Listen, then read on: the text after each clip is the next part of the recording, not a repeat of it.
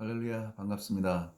사랑하는 일일교회 성도 여러분, 우리 153 성경 읽기 함께 동참하고 있는 가운데 이제 제 7일째 되는 주일입니다.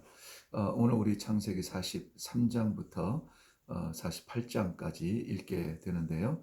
내용은 우리 요셉의 애굽에서의 생활과 형제들의 만남, 그리고 그 야곱의 그 가솔들의 애굽으로의 이주 내용을 중심으로 살펴보게 됩니다.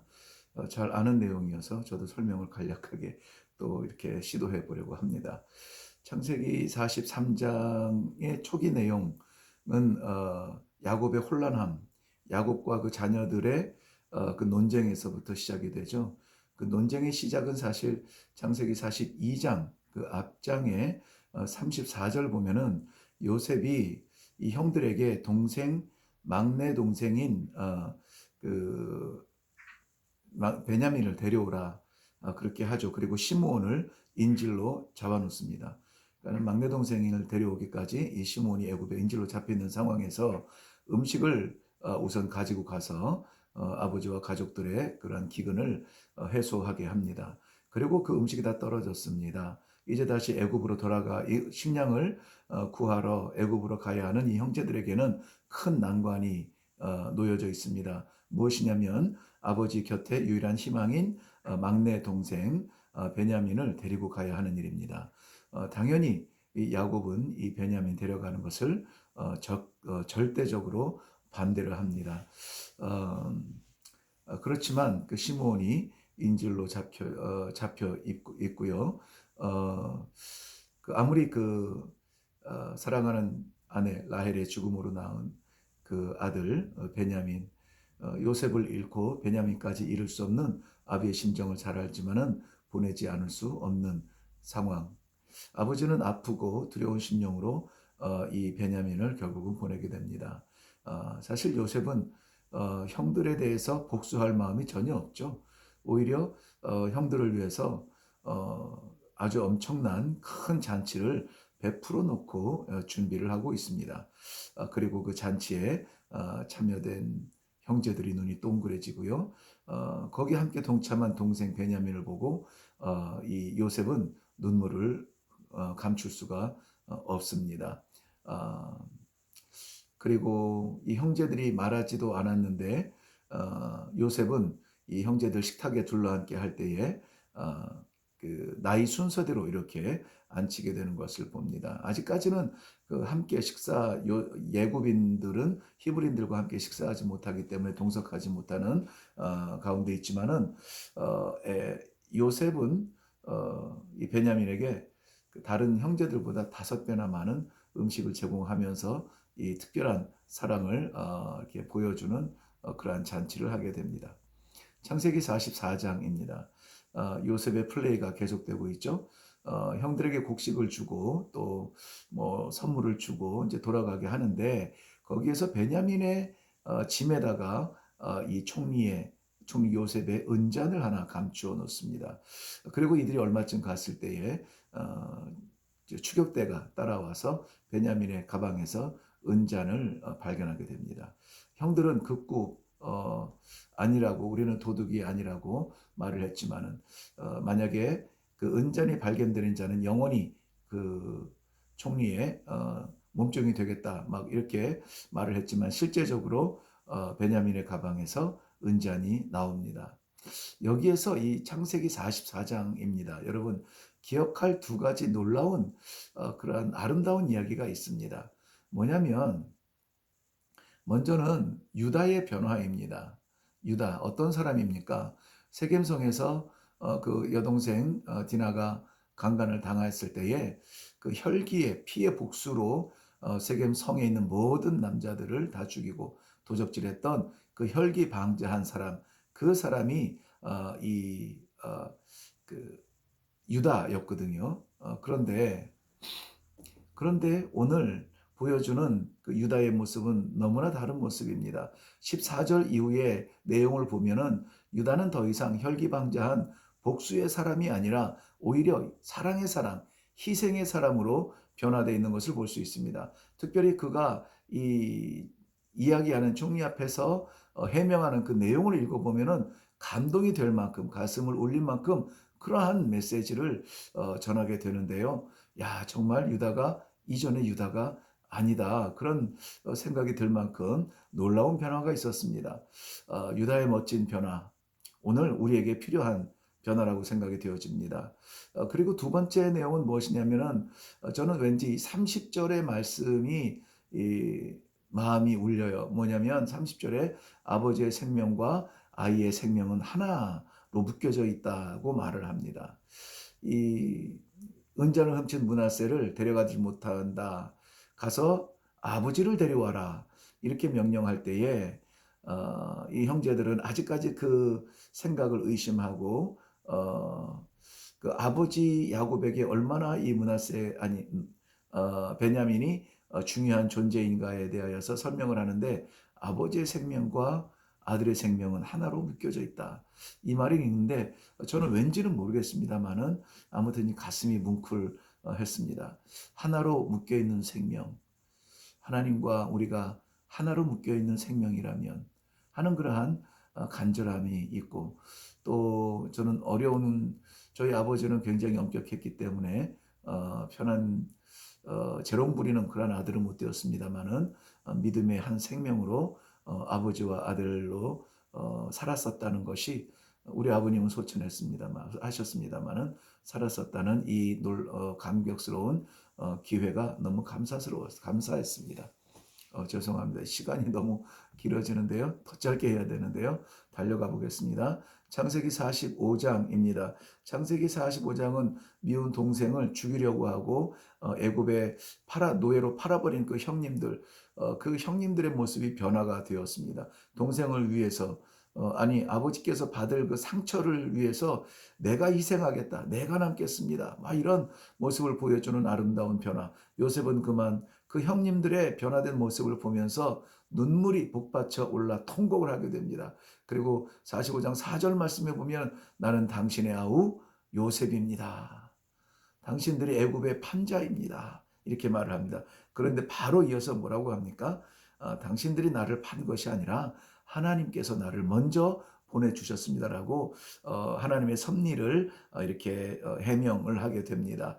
그리고 애굽의 그 고센 땅에 머물 계획까지 다 이렇게 작정을 해놓고 가서 아버지를 모셔오라고 합니다. 고센 땅은 애굽의 그 북쪽에 있는 지중해를 그 해변으로 끼고 있는 지역인데요.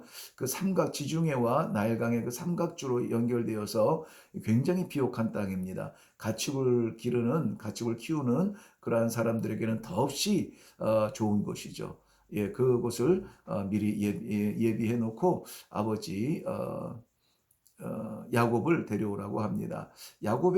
아버지 야곱의 그 대사도 아주 우리 가슴에 남죠. 이제 죽어도 여한이 없다. 그 의미로 조카도다. 됐다. 이 얘기거든요. 네, 그 아들과의 만남. 요셉이 살았다니 그것만으로 됐다 하는 거예요. 다른 거 묻지 않습니다. 총리가 어떤 총리냐, 뭐 어떻게 컸느냐, 뭐 이런 거 묻지 않아요. 됐다. 네, 창세기 46장입니다. 드디어 야곱의 가솔들이 애굽으로 내려갑니다. 브엘세바에서 야곱은 하나님께 제사를 드리는데요. 거기에서 아버지 이삭의 하나님께 드리는 제사 이렇게 말합니다. 아버지 이삭에게 드리는 아버지 이삭의 하나님께 드리는 제사라는 것입니다. 지금 이 애굽으로 내려가는 길입니다. 어디를 가든지 그 믿음의 전승은 붙들고 내려간다는 강한 의지를 보여줍니다. 어디를 가서도 아버지 이삭의 하나님, 즉 우리가 믿음의 전승으로 받은 그 하나님께 예배 드립니다 하는 그러한 의지를 볼 수가 있습니다. 하나님께서도 애굽으로 내려가라 명령하시죠. 그리고 거기에서 큰 민족을 이루게 하시겠다라고 약속해 주십니다. 사실은 이 민족이 애굽 땅에서 430년 지나면서 큰 민족이 되는 것은 아브라함에게 이미 하신 말씀이죠. 아브라함이 하나님이 아들을 주시겠다, 땅을 주시겠다 약속을 함에도 불구하고 자꾸 의심하는데 그 의심의 확신을 보여주십니다. 뭐 이슬이 고기에만 앉고 또 고기 밖에만 앉고 이런 것들을 보여주고 또 쪼갠 그 짐승 사이로 횃불로 지나가시면서 확신을 시켜주시고 그렇게 해서 약속의 확신을 보여주시지만 그 뒤에 하나님께서 그렇지만 너의 자손이 이방 땅에서 400년 동안 그들을 섬기리라 하는 내용의 말씀을 하는데 바로 그것을 위하여서 이스라엘 백성들은 애굽으로 지금 내려가고 있는 것입니다. 그 가족의 대표가 이 식구들은 고센 땅으로 먼저 가고요. 이 총리가 된 요셉을 대표로 만난 사람이 그 형제들 중에 다름 아니라 유다입니다. 유다가 가족의 대표가 되었습니다. 유다는 그 12아들 중에서 장남도 아니고 차남도 아닙니다. 세 번째 아들이지만은 벌써 이 가족을 대표하며 그 가문을 대표하는 그러한 자리로 이 총리 요셉을 만나는 그러한 두각을 나타내게 됩니다. 유다의 지파를 기억하시기를 바랍니다. 자, 가족들은 고센 땅으로 내려가고요. 그곳을 중심으로 야곱의 가족은 큰 민족을 이루게 됩니다. 창세기 47장입니다. 47장은 마치 어떤 그 행진곡, 이 빵빠레 같은 행진곡을 들으면서 읽으면은 이해가 되고 막 이 가슴이 뛸 만큼 그런 내용들이 전개가 됩니다. 야곱의 가족들이 환대를 받으면서 바로 그 애굽 왕 바로를 만나게 되죠. 그를 통해서 그 땅에 머물게 되는 그 과정들이 굉장히 막 이렇게 대환영과 왕의 막 입에 있는 그 모든 칭찬들과 막 이런 걸 통해서 환대를 받습니다. 뿐만이 아니라 13절 이후에 여러분 보시면은요, 그 이후에 요셉이 어떻게 그 총리로서 활약을 하는지를 보여주는데요. 우리가 흔히 기근 정책이라고 하는데요. 그 기근 동안에 어떤 정책을 펼쳐나가는지 기록을 하고 있습니다. 그러한 지혜를 하나님께서 주셔서 총리로 감당을 하게 하시는데요. 그 내용들이 막 이 전개가 굉장히 어떤 막 스펙타클하게 펼쳐지는 것을 보면서 굉장히 우리가 이 금방 순간적으로 읽어버릴 수가 있습니다. 자, 요셉 한 사람으로 인하여서 수많은 사람들, 애굽의 사람들, 그의 가족들, 또 이웃 나라에 있는 사람들까지 내려와서 그 생명을 보존하고 곡식을 얻어가는 모습을 봅니다. 25절 말씀에 보면은 이렇게 대표적으로 표현합니다. 뭐라고 했냐면 주께서 우리를 살리셨사오니 우리가 주께 은혜를 입고 바로의 종이 되겠나이다. 이렇게 얘기해요. 여기서 말하는 주는 누굽니까? 요셉이죠. 요셉이에요. 요셉을 주로 표현하고 주께서 우리를 살리셨으니까 우리가 주께 은혜를 입었으니까 바로의 종이 되겠습니다. 이렇게 표현하는 것을 볼 수가 있습니다. 자, 이 창세기 47장을 보면서 요셉 효과를 한번 여러분 기억해 보시기 바랍니다. 요셉 효과 뭐냐면은 자신은 성공하죠. 그리고 가족은 생존하게 되죠.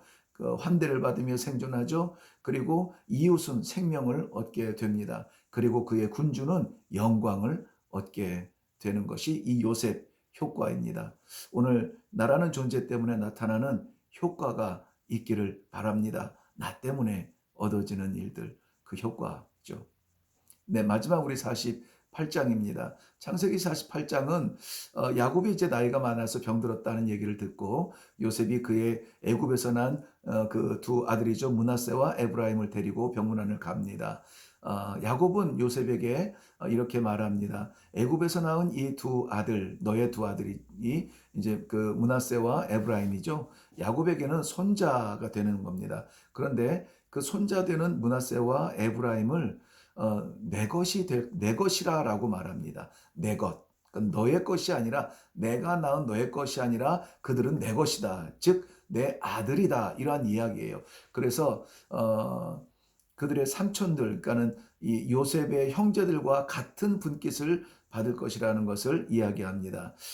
손자들인데 그런 이야기를 합니다. 그리고 실질적으로 48장에서 그 앞에 있는 므낫세와 에브라임을 축복하기 위하여서 내 앞으로 데려오라 하고 앞에 이제 앉히게 되는데요. 그 믿음의 가정의 가장으로서 이제 손을 얹어서 자녀들에게 축복 기도를 합니다. 대체로는 이 오른손은 권력의 손이고 권세의 손이고 능력의 손이기 때문에 장자에게 이 오른손을 얻는 것이 히브리 민족의 그 히브리인들의 정서에 맞습니다. 그런데 이 야곱이 므낫세와 에브라임을 이렇게 앞에 놓고 기도할 때에 장자는 오른손의 아들이거든요. 그러니 자연스럽고도 당연히 요셉은 장자인 므낫세를 야곱의 오른손 앞에 오른쪽이겠죠. 그쪽에 앉혀 놓습니다. 그리고 에브라임을 왼쪽에 앉혀 놓죠. 근데 야곱이 축복 기도를 할 때 손을 이렇게 엇갈려서 축복을 합니다. 그러니까 이 전통적으로 장자에게 올라갈 오른손을 이 차남인 에브라임에게 올리게 됩니다. 이 모습을 본 요셉이 깜짝 놀라서 아닙니다. 이 아이가 므낫세이고 이 아이가 작은 아들 에브라임입니다. 라고 말해요. 그런데 야곱은 이렇게 말하죠. 나도 안다. 이거예요. 나도 안다. 그리고 계속해서 축복 기도를 하는데 역시 손을 엇갈려서 므낫세에게는 왼손을 둘째 아들 차남인 에브라임에게는 오른손을 얹어서 기도를 해 주게 됩니다. 장자의 축복은 남다른 것이거든요. 근데 19절 말씀에 보면은 48장 19절 보면은 이것은 이 야곱이 늙어서 실수를 한 것이 아니다. 실수가 아니다 이거예요. 실수한 것이 아니라 하나님의 섭리를 보여주는 것입니다. 하나님의 축복의 라인은 세상적 혈통이 아니라 혈통적 질서가 아니라 하나님의 질서로 축복의 강물이 흘러가는 것을 보여주고 있습니다. 실질적으로 에브라임은 남북 이스라엘이 나누어졌을 때 열지파로 이루어진 북이스라엘의 중심적인 수도의 역할을 하게 됩니다. 그러한 하나님의 섭리에 축복에 서는 것이 중요하지 사람의 라인 따르고 사람의 질서를 따르고 정서를 따르는 것이 중요하지 않습니다. 하나님의 그 축복의 그러한 영적 강물에 흐르는 오른손에 여러분 오른손이 여러분의 머리를 얹어서 축복할 수 있는 그러한 귀한 시간이 되기를 바랍니다. 수고하셨습니다. 자, 계속 멈추지 말고 우리 153 성경 읽기 마무리합시다. 여러분을 축복합니다. 감사합니다.